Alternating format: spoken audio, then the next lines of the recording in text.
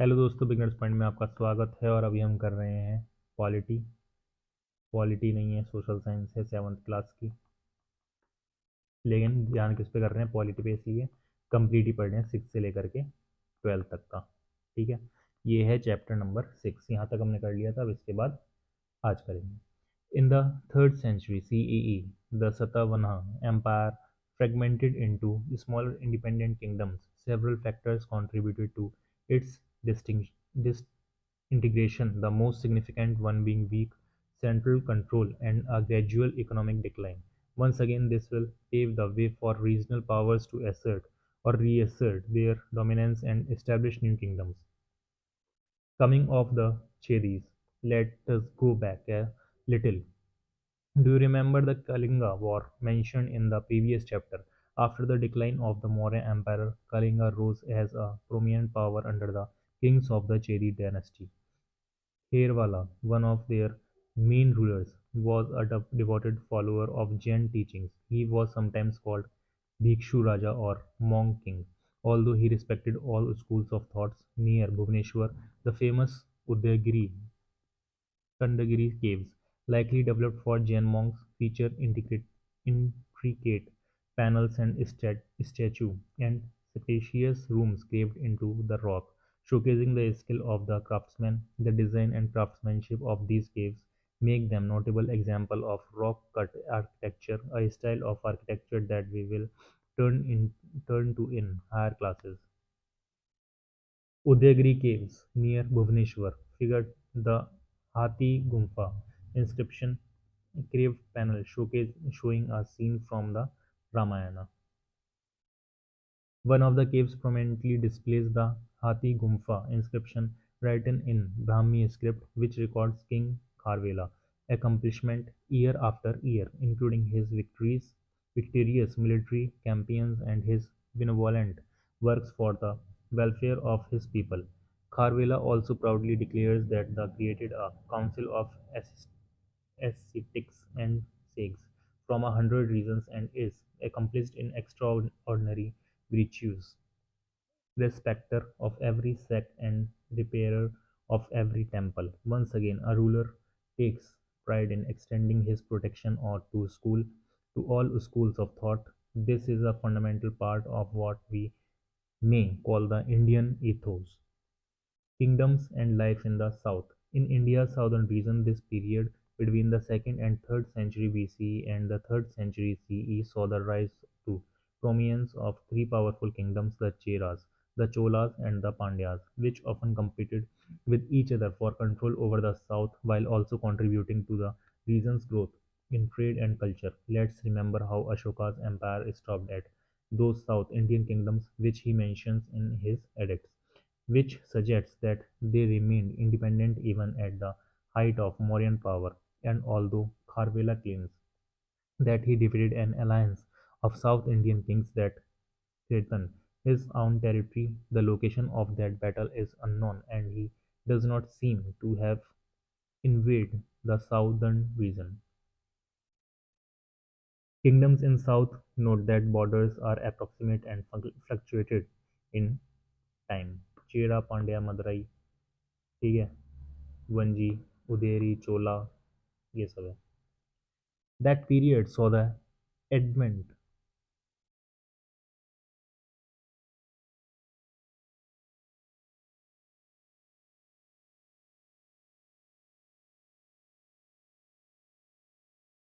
अबे यार चल जा भाई, हटाओ. Of many poets whose works, collectively known as Sangam literature, defined the entire era. It came to be known as the Sangam age. The word Sangam is derived from the Sanskrit Sangha, which translates to association and coming together in this context, referring to an assembly of the poets. The Sangam literature, the oldest in South India, consists of several collections and anthologies of poems and is much consulted by historians who investigate the society and culture of the times. Primarily, Sangam poetry expressed with great skill and delicacy personal emotions such as love or societal values like heroism and generosity.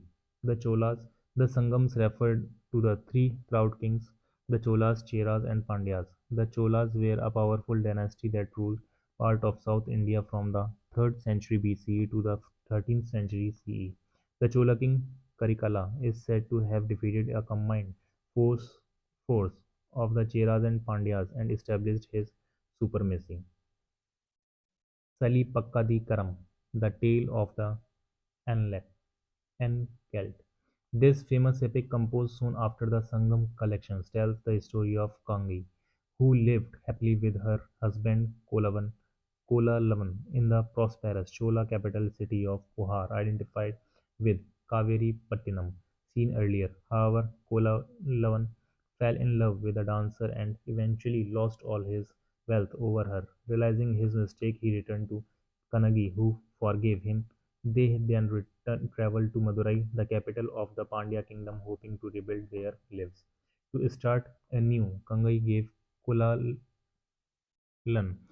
of one of her acclants to sell. However, he was falsely accused to theft and executed by the Pandya king. Devastated, Kangai proved his innocence by revealing her second anklet. The king, realizing his mistake, died of shock. Kangai then cruised Madurai, involving the god of fire who destroyed the city. She then walked further west to the Chera kingdom, where she was honored as a goddess. Even today, Kangai is worshipped in Tamil Nadu and Kerala. Silappadikarams executes poetry, thus centers on the principles of justice and the ruler's dharma to protect it. It also takes us through cities rich in traded goods, through three kingdoms, and also through several schools of thoughts. Karikala undertook many projects for the benefit of the people. Among them is the Kalanning or Grand Anicut, a complex water diversion system located at geographically strategic point just downstream of the Gum island. It helped to divert waters from the Kaveri to the central and southern parts of the Kaveri delta. This enabled more land to be brought under cultivation. Earnings this area the name rice bowl of the south. Restored several times in the course of time, it is still in use and helps millions of people in Tamil Nadu by providing water for irrigation and thus supporting agriculture in the region. A view of Kalanai and Grand Anicut. The Cheras, also known as the Kerala-putra, son of Kerala, the Cheras ruled over the western parts of Tamil Nadu and Kerala, with their capital at Vanaji, present-day Kurur in Tamil Nadu. They played an essential role in shaping the region's cultural and economic history, encouraging the growth of Tamil literature and patronizing Sangam poets. The Cheras were known for their extensive trade connections with the Roman Empire and West Asia, exporting many goods from India to the outside world. The kingdom became a hub for the export of spice, timber, ivory, and pearls. The Chera kings issued a number of coins under their reign. Do you notice? Do you notice the royal emblem of Cheras on one such coin gives below? Coins under Chera's king. The Pandyas rule over part of Tamil Nadu and the surrounding regions, with their capital at present-day Madurai. Goes back several centuries. BC successive king expanded the Pandyan kingdom. In his work Indica, Megasthenes mentions this kingdom as a prosperous one, with a strong administration and involved in active trade with distant powers like the Greeks and Romans. Apart from much internal trade, Kharavela, for instance, states that he gets hundreds of pearls brought from the Pandya kingdom. The Pandyas were also an important naval power of the subcontinent. The latter Pandya also contributed greatly to the art, architecture, and overall prosperity of the region. The Pandya left many inscriptions in which their kings asserted their great concern for their subjects' welfare and their encouragements to all schools of thought and belief. Invention of the Indo-Greek. Having completed our brief journey into South India, it is time to return to the north, where a very different kind of development is about to occur. So far, we have only visited a few native dynasties, yet the same period also witnessed the arrival of invaders who entered through the northwest frontier and took control of the northwestern, northern, and central regions of the subcontinent. The Heliodorus pillar near Vidisha. Let us first examine the legacy of Alexander's brief campaign in the Indus Plains. While retreating from the areas he had conquered, he left steps behind. Over time, these regional rulers established their independent domains and came to be known as Indo-Greeks. After the decline of the Mauryas, the areas in the northwestern region, roughly present-day Pakistan and Afghanistan, were an easy target for the Indo-Greeks. However, while they arrived as conquerors, they were they were much influenced by the rich local culture. This culture interaction led to a blend of Greek and Indian elements in governance, art, language, and daily life, shaping the cultural landscape of the region. The Heliodorus pillar near Vidisha, Madhya Pradesh is a notable example of such connections. It is named after an Indo-Greek ambassador who in his inscription phrases Vasudeva as the god of gods. The inscription also states three immortal precepts: footsteps when practiced lead to heaven, self-restraint, charity, consciousness. During excavation in North India, archaeologists have found many Indo-Greek coins, which have provided most of the information we have about these rulers. Those coins were made of gold, silver, copper, and nickel, often portraying a king on one side and Greek deities on other. However, some coins instead depicted Indian deities like Vasudeva, Krishna, and Lakshmi. The rule of the Indo-Greek ended with the invention of the Indo-Scythians or sharks. See the little below. Don't miss out the sharks, sometimes called Indo-Scythians, also invaded the northwest of the subcontinent and ruled from the later part of the 2nd century BCE to the 5th century CE. Their kingdoms rose to power after Indo-Greeks, and they were in power until the arrival of the Kushangs. It was during this period that the Shak Samvat calendar was developed. It is 78 years behind the Gregorian calendar, except from January-March, when it is behind 79 years. It was adopted as the Indian national calendar 1957. Notice how dates are provided in both the Gregorian and Shak Samvat eras on this official publication of the Government of India. The emergence of the Kushangs. The Kushangs, originally from Central Asia, entered India probably in the 2nd century BCE. At its peak, their empire extended from Central Asia to large parts of northern India. Their rule marked a period of extensive cultural intermixing and had a profound impact on the history of the India subcontinent. When he was not busy with his military campaigns, Kanishka encouraged art and culture, leading to the development of new artistic style. Headless statue of King Kanishka. This famous headless statue is of King Kanishka, probably the most powerful ruler of the Kushang dynasty. The Brahmi inscription on the statue reads Maharaja Rajadhiraj Devaputra Kanishka, that is, the great king, king of kings, son of god Kanishka. Coins of Kanishka. On the first coin, Kanishka is shown holding a spear titled King of Kings, while the other side features Buddha with the inscription Buddho, Buddha in Greek scripts. On the second coin, an emperor appears on one side and Shiva with the bull Nandi on the other. Let's reflect on the following.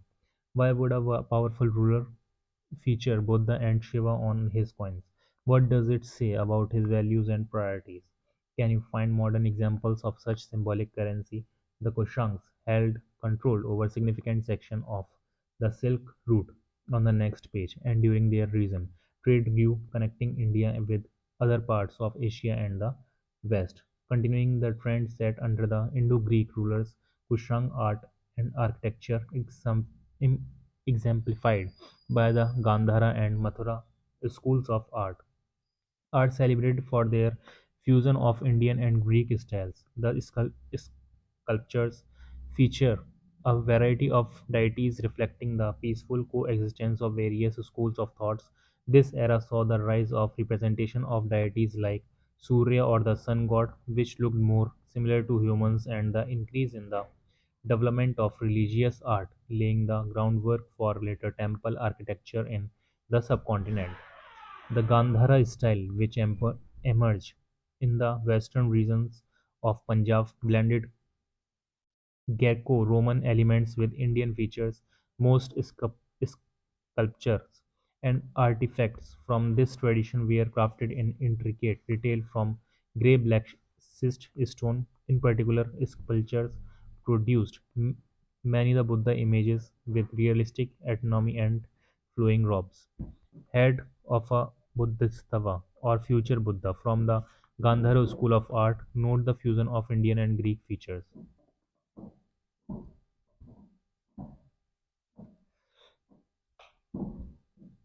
Some of the trade routes of ancient world, the network market marked in green shows the Silk Route connecting China with Mediterranean world and passing through Central Asia, Persia. ये red light क्या है? Connect कर रही है किसे? Ancient trade route जो था, ठीक है। ये पूरा पेज हो जाएगा। Legend, main route of silk road, other caravan routes और इम्पोर्टेंट सेंटर्स। ये इंपॉर्टेंट सेंटर्स हो गए। The Mathura style developed in the Mathura region of present-day Uttar Pradesh and is known for its distinct Indian style. Unlike the Gandhara style, it primarily used red sandstone for its sculptures and reflects less influence from Greco-Roman aesthetics. This art form is known for its depictions of Indian deities including Kubera, Lakshmi, Shiva, Buddha, Yakshas, and Yakshasnis, and generally produce fuller figures with smooth modeling. Kubera, god of wealth, from the Mathura school of art. Did you miss the prominent moustache? The moustache is a distinguishing feature of some Indian sculptures. Despite the political conflicts and power struggles, the period saw remarkable cultural exchange and assimilation. This shared heritage is evident in art and architecture, where styles interacted but with the dominance of Indian themes, especially Hindu and Buddhist ones. It was also the age when Sanskrit literature flourished, with, in particular, the composition of major Indian texts such as Mahabharata and the Ramayana referred to the chapter Unity in Diversity or Many in the One in your grade 6 textbook. Recognizing these connections encourage us to view this tapestry of the past not as confined to any one kingdom or ruler, but as dynamic process that works through interaction and assimilation over time. First, second, third, fourth, fifth. A scene of the death of Buddhistava, Maitreya, Shiva Linga being worshipped by Kushang devotees, a Naga between two Nagis,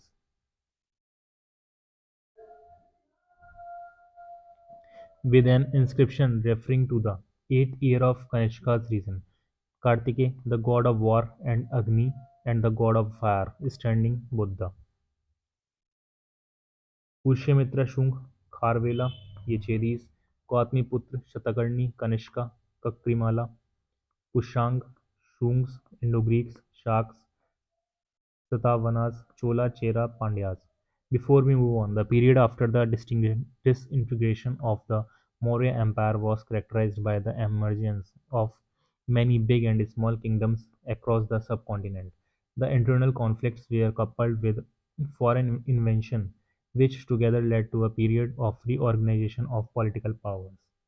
This period witnessed a dialogue of various cultures that absorbed each other's influence to create new styles of art, architecture, coinage, etc., with ultimately a dominance of Indian themes and flourishing Sanskrit literature.